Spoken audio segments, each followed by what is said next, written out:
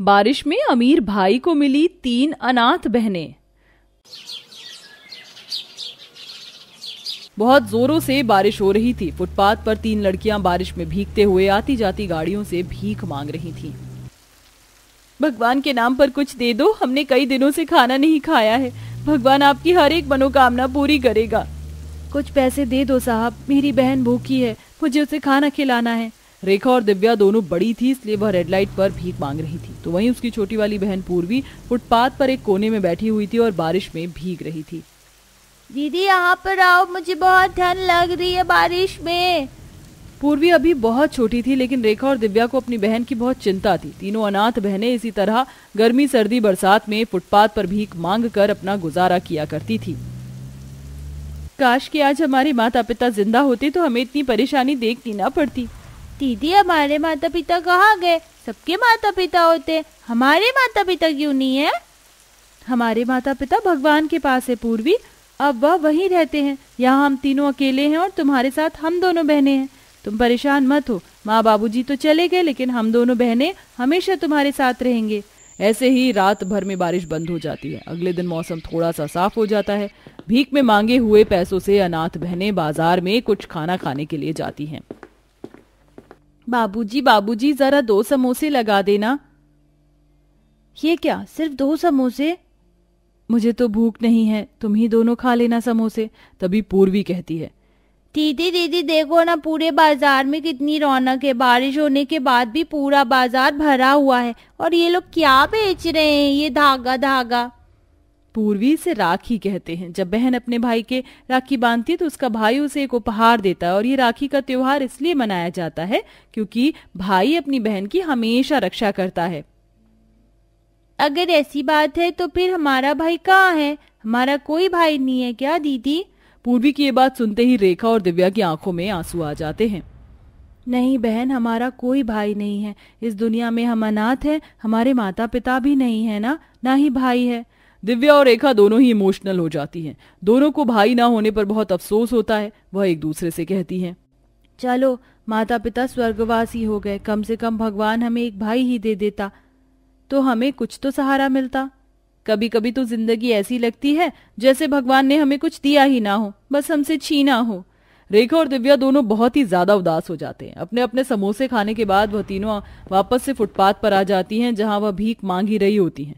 इस वक्त गाड़ी से कुणाल नाम का लड़का वहां से जा रहा होता है। भैया भैया, खाने को कुछ दे दो भैया, बहुत जोरों से भूख लगी है। अगर कुछ पैसे हैं तो पैसे ही दे दो भैया। खाने के लिए तो कुछ नहीं है, ये लो पैसे ही ले लो। कुणाल रेखा दिव्या को कुछ पैसे दे देता है, जिसके बाद वो वहां से अपनी गाड़ी में बैठकर चला जाता है। धीरे धीरे बारिश शुरू हो जाती है और तीनों बहनें एक छोटे से तंबू में जाकर बारिश से छुप जाती हैं। अगर ये तंबू ना होता तो पता नहीं हमारा क्या होता।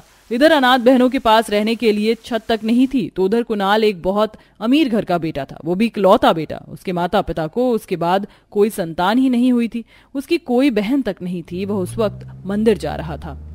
हे भगवान, बारिश शुरू हो गई। चलो कोई बात नहीं, पहले भगवान के दर्शन कर लेता हूँ।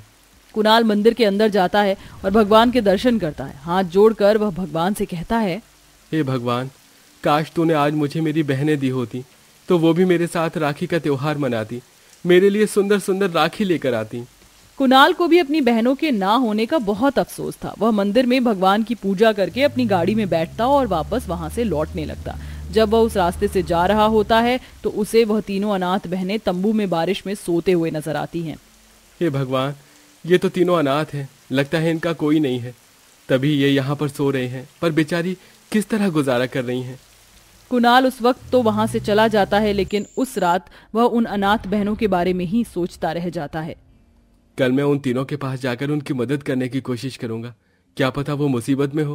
कुणाल अगले दिन जब उस रास्ते से जा रहा होता है तो उसे वह तीनों अनाथ बहनें कहीं नजर नहीं आती। इतनी सुबह सुबह ये तीनों कहाँ चली गईं? कहीं दिखाई नहीं दे रही हैं। कुणाल वहां से चला जाता है। उसे उन तीनों में से कोई दिखाई नहीं देता। इधर तीनों अनाथ बहनें रेलवे स्टेशन पर भीख मांग रही होती हैं। कुछ खाने को दे दो, बहुत जोरों से भूख लगी है, भगवान आपकी हर मनोकामना को पूरी करे। कई लोगों से भीख मांगने के बाद भी दिव्या और रेखा को कहीं से भी भीख नहीं मिलती। बेचारी तीनों गरीब बहनें धक्के खाकर बारिश में भीगते हुए वापस फुटपाथ पर आ जाती हैं। वो दिन उनका बहुत बुरा जाता है। एक तो खाने को कुछ नहीं मिलता और दूसरी तरफ बारिश की वजह से वह कहीं निकल भी नहीं पाती और वापस तंबू में आकर बारिश के रुकने का इंतजार करती रहती हैं। देखते ही देखते रात हो जाती है। रात के समय बहुत तेज बारिश में उनके तंबू के पास कुछ शराबी नशे की हालत में पहुंच जाते हैं। झूम बराबर शराबी झूम बराबर झूम। अरे मुझे तो इतनी चढ़ गई कि सब कुछ झूमता हुआ ही नजर आ रहा है। दो पैग मार और भूल जा, दो पैग मार और भूल जा। अनुराग, तुझे तो वैसे भी भूलने की जरूरत ही है। तेरी गर्लफ्रेंड ने तुझे धोखा जो दे दिया। तीनों नशे की हालत में तंबू के अंदर झांकने लगते हैं। तभी उन्हें तीनों अनाथ बहनें नजर आती हैं। क्या बात है, यहाँ तो माल ही माल है। एक तेरी और एक मेरी। अरे तुम दोनों पागल हो गए हो क्या? बेचारी लड़कियां हैं, इन्हें छोड़ दो, रहने दो। चल, छोटी वाली तो अनुराग की बहन बन जाएगी, बाकी दोनों हमारे लिए हमारी रात रंगीन करेंगी। विपिन और कैलाश दोनों तंबू के अंदर घुस जाते हैं और बेचारी दिव्या और रेखा के साथ जबरदस्ती करने लगते हैं। चले जाओ यहाँ से, हमें अकेला छोड़ दो। हमने तुम्हारा क्या बिगाड़ा है? भगवान के लिए हमें छोड़ दो। मैं तुम्हारे आगे हाथ जोड़ती हूँ, हम अनाथ बहनों को अकेला छोड़ दो, जाने दो हमें यहाँ से, क्यों परेशान कर रहे हो? दिव्या रेखा दोनों बहनें अपने आप को बचाने के लिए बहुत तेज चलती हैं, लेकिन वहाँ कोई नहीं आता। लेकिन अचानक से इस समय कुणाल की गाड़ी वहां से गुजर रही थी। कुणाल की जैसे ही नजर तीनों अनाथ बहनों के ऊपर पड़ती है, वह उन्हें मुसीबत में देखकर अपनी गाड़ी रोक लेता है और वह गाड़ी से निकलकर उन तीनों बदमाशों को अच्छे से सबक सिखाता है और वहां से उन्हें मारकर भगा देता है। चिंता मत करो मेरी बहनों, तुम्हें कुछ भी नहीं होगा। मैं तुम्हारे साथ कुछ गलत नहीं होने दूंगा।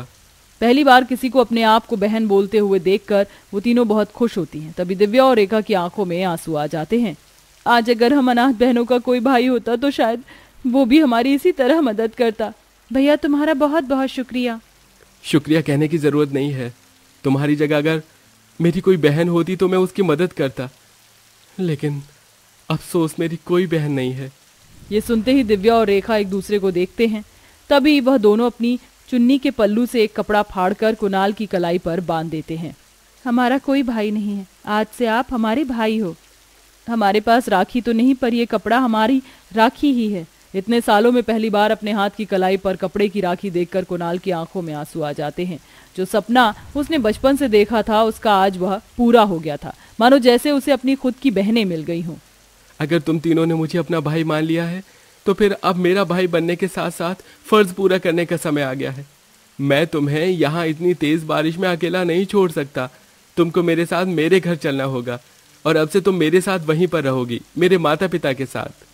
ये सुनने के बाद पूर्वी कुणाल से कहती है, सच कह रहे हो भैया? क्या हम तुम्हारे साथ चलेंगे और आप हमें खाने को खाना भी दोगे, साथ में रहने के लिए घर और खेलने के लिए खिलौने भी दोगे, और हमारे लिए नए नए कपड़े भी लेकर आओगे जैसे सबके भाई लेकर आते हैं?